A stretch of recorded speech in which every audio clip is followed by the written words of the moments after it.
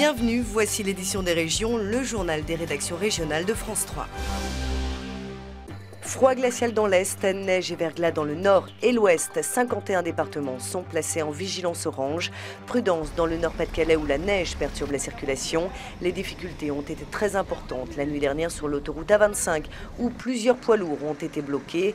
Par ailleurs, avec des températures très largement négatives, il est recommandé aux personnes vulnérables d'éviter de sortir. 2 personnes atteintes de la maladie d'Alzheimer sont mortes victimes d'hypothermie ces derniers jours, dont une à Toulouse. Et face à cette vague de froid, l'armée met à disposition des places d'hébergement dans ces casernes de la région parisienne, comme ici au fort de Nogent dans le Val-de-Marne. Ambiance toute militaire à l'entrée du fort de Nogent. Ici, depuis le 21 novembre, la Légion étrangère a mis à disposition un bâtiment pour que l'armée du salut accueille 160 civils sans abri. Stéphane est l'un de ces naufragés de la vie, 10 années passées dans la rue malgré son BTS en hôtellerie. La différence avec les autres foyers, c'est qu'ici on peut rester la journée. Et ça c'est beaucoup plus, c'est très important. Comme ça on peut avoir des suivis sociaux, le fait qu'on ait des travailleurs sociaux qui sont ici. Devant l'éducatrice spécialisée, Stéphane tente de clarifier sa situation administrative. Son objectif est d'abord de pouvoir obtenir une simple paire de lunettes. C'est le papier de la Sécu en disant qu'on voit que j'ai mes droits que j'ai pas. Et en attendant, ils vont pas vous donner vos lunettes à cause de ça. Voilà, tant qu'ils n'ont pas le papier, tant qu'il n'y a pas l'accord au niveau de la Sécu. Ici, on a 5 mois, on est dans un système d'urgence qui fait qu'on bat à l'essentiel, c'est-à-dire ouverture des droits, c'est-à-dire soins, c'est-à-dire maison, quelque chose pour mettre les gens à l'abri d'abord et après essayer d'un peu démêler leur vie pour qu'on puisse avoir un ailleurs. Nadia, elle, nous amène au 2e étage. 6 personnes partagent sa chambre, en toute sécurité. Comment c'est ici? Vous avez eu peur ici? Non, ça va. Avant, j'ai peur. Un peu, parce que c'est très loin, un petit peu plus. Mais après, comme d'habitude, maintenant, comme la famille. Le fait d'être dans un fort militaire amène aux gens, et à nous aussi, une sécurité. Et on a énormément de gens qui souhaitent, d'une année sur l'autre, hélas, parce que leur situation n'a pas pu évoluer, mais favorablement, qui souhaitent revenir ici.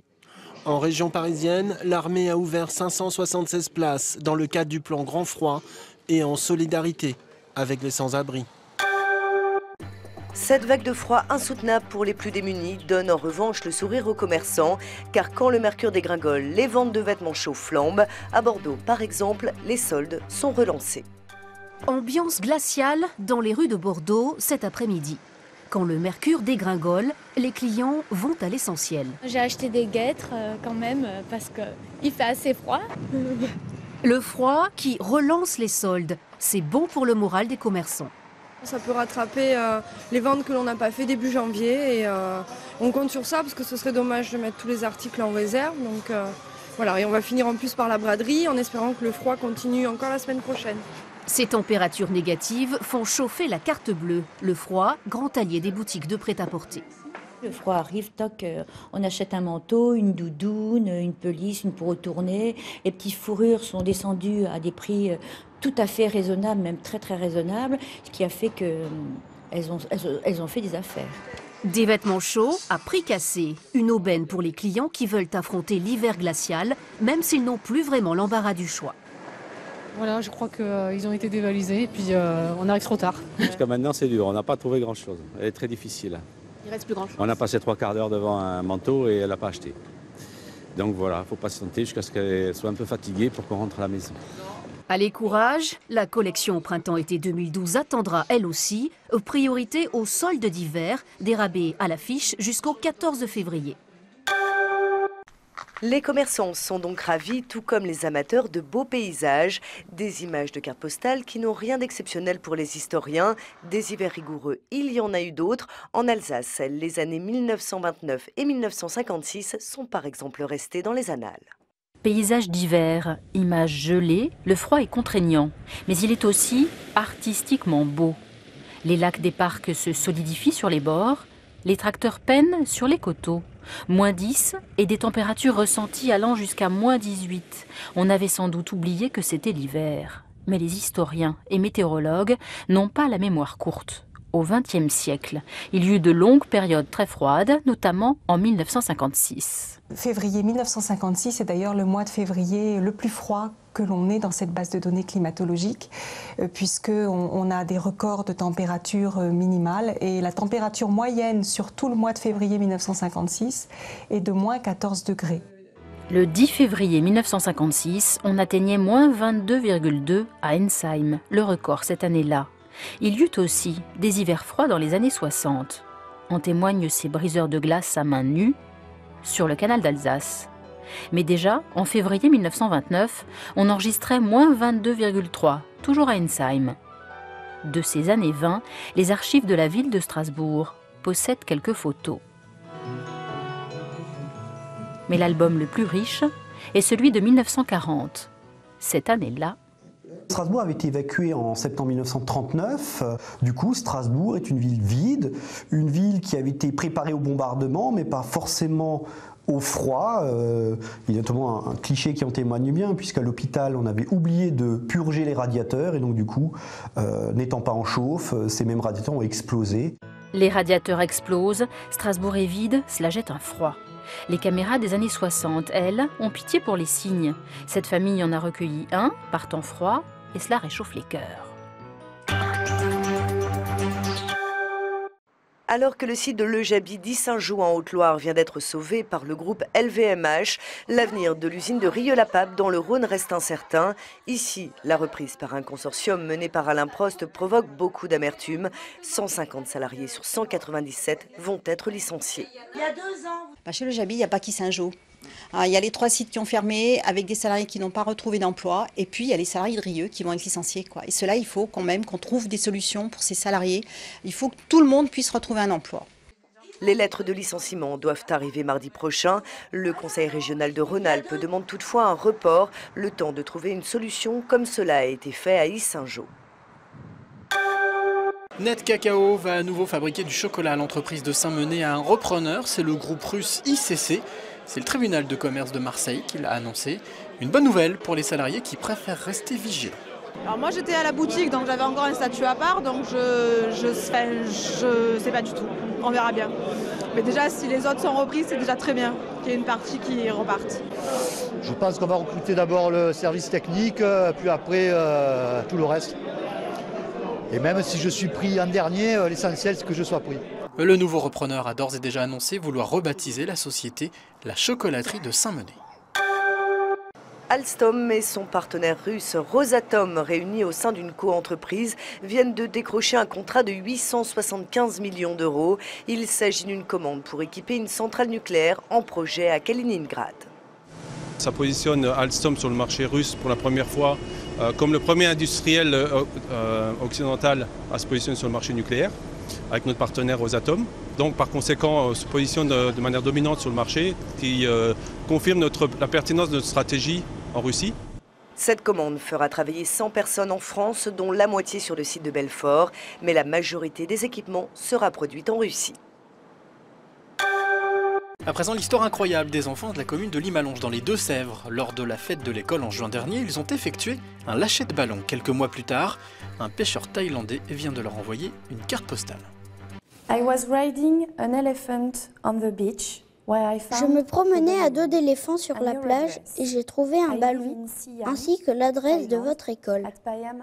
Je vis à Siam, en Thaïlande, sur l'île de Payam, dans la province de Ramong. Cette carte postale, les enfants de Limalonge l'ont reçue il y a 15 jours. Elle a été envoyée par un pêcheur thaïlandais qui a retrouvé la carte d'un ballon de baudruche envoyé en juin dernier par les élèves lors de la fête de l'école. Je ne sais pas si le ballon est tombé dans l'eau à un moment donné, peut-être arrivé ensuite sur la plage.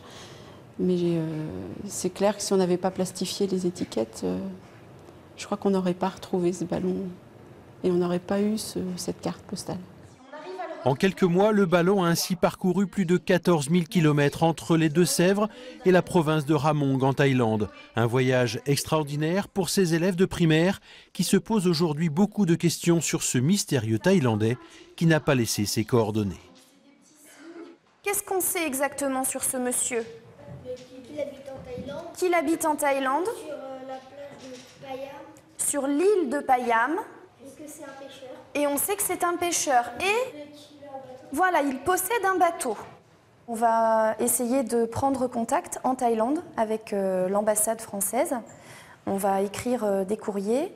On va essayer de voir aussi comment est organisée l'île de Payam et la province de Ramong. Essayer de prendre contact avec des personnes un peu placées comme un maire de village par exemple.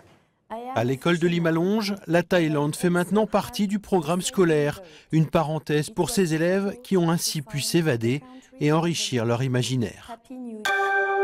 Le tournoi destination débute aujourd'hui. Pour le 15 tricolore, ce sera au Stade de France face à l'Italie. Une équipe réputée facile, mais qui en mars 2011 avait battu la France d'un petit point 22-21 à Rome. Depuis, l'équipe de France a changé d'entraîneur. Nourri à la mamelle des clubs britanniques, d'abord Gloucester et ensuite Sale, avec qui il est devenu champion d'Angleterre en 2006, à 44 ans, Philippe Saint-André est un pragmatique. Là où ses prédécesseurs parlaient de jeu, lui se méfie beaucoup de ce match d'ouverture contre l'Italie. Ils viennent ici avec aucune pression, ils ont rien à perdre. Donc à nous de bien préparer ce match. Et après, voilà, c'est le contenu des 80 minutes qui vont être importants. Reconduit dans sa quasi-totalité et fort de son statut de vice-champion du monde, le pack tricolore sera chargé d'assurer la continuité de l'histoire. Placé, allez, 10 secondes, on tient bien. En conquête bien sûr, mais aussi dans sa capacité à casser la ligne avec des joueurs puissants comme Vincent Debatty, le seul nouveau devant, et un Louis Picamol très affûté. J'essaie d'enchaîner les matchs avec un peu plus de constance dans mes prestations et ça je pense que je le dois aussi au travail en club, au travail physique, à cette préparation de Coupe du Monde qui nous a permis vraiment d'être bien physiquement. Ancien 3/4 de l'ASM, PSA, Philippe Saint-André a fait appel pour l'animation à un trio clermontois. Au centre, Aurélien Rougerie couvra le jeune espoir Wesley Fofana, le seul novice du 15 de France. Enfin, Julien Malzieu amènera lui plus de muscles sur son aile. C'est quand même ma première sélection, donc si j'avais pas de pression, ce serait dangereux, mais ouais, que le fait qu'Aurélien soit là, je pense que c'est un gros plus pour moi. Et j'ai pas envie de voir des joueurs timides, j'ai envie de voir des joueurs qui jouent sans frein à main. Autrement dit, les héros d'Auckland doivent afficher leur nouvelle crédibilité internationale et prendre leur revanche de la saison passée. La squadra Azzurra est prévenue, les Bleus sont gonflés à bloc. Lancée le 31 janvier dernier au Palais des Sports, la comédie musicale Adam et Ève est à Paris jusqu'au 18 février, avant de partir sillonner les routes de France. Près de 30 dates sont prévues d'ici fin 2012. Une histoire biblique revisitée par Pascal Obispo. C'est pas du tout un spectacle musical fleur bleue. Si vraiment vous croyez que c'est ça, il faut venir voir le spectacle parce qu'on est vraiment pas du tout là. Mais peut-être que l'affiche induit en erreur un petit peu. Alors il va falloir qu'on change l'affiche.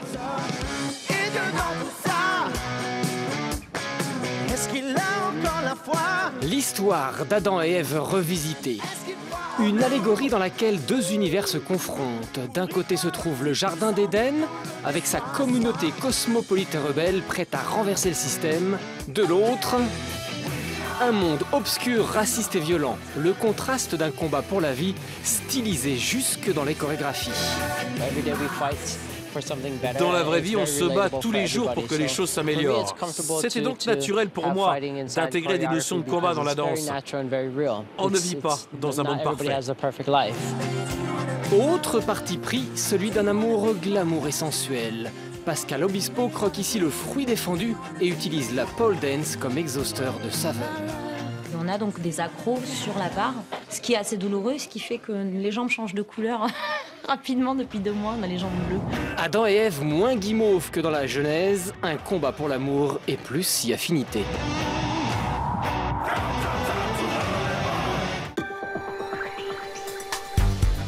Tout de suite, votre édition des initiatives.